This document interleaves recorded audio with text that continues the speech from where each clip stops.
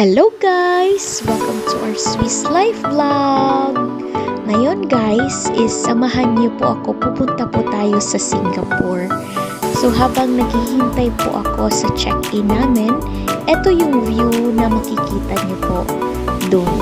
So patungo po tayo sa B71 and at this time po is patungo na tayo sa loob ng airplane. First time ko pong pupunta sa Singapore using the Singapore Airlines. Napakaganda po ng experience ko dito guys kasi napaka-organized at napakalinis dito.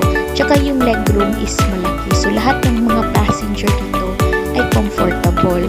Ito yung food na binigay ng flight attendant. So far naman guys, nagustuhan ko po yung lasa tsaka yung customer service nila dito ay sobrang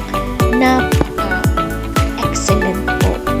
And ito, so based on automated immigration lanes sa board, tayo ay Philippine passport holder. So ibig sabihin nito is wala na po tayong interview na kailangan para po makarating tayo sa Singapore.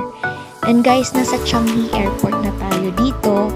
And sa makikita nyo po guys, is sobrang linis po. Ulit-ulit ko po, sobrang linis talaga. Tulad po ito ng Switzerland.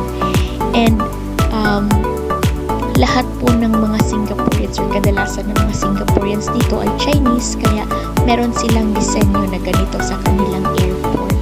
And napakalaki talaga ng Changi Airport. Makikita nyo lahat ng shops, lahat ng mga coffee shops or mga pasulubong area. Ito yung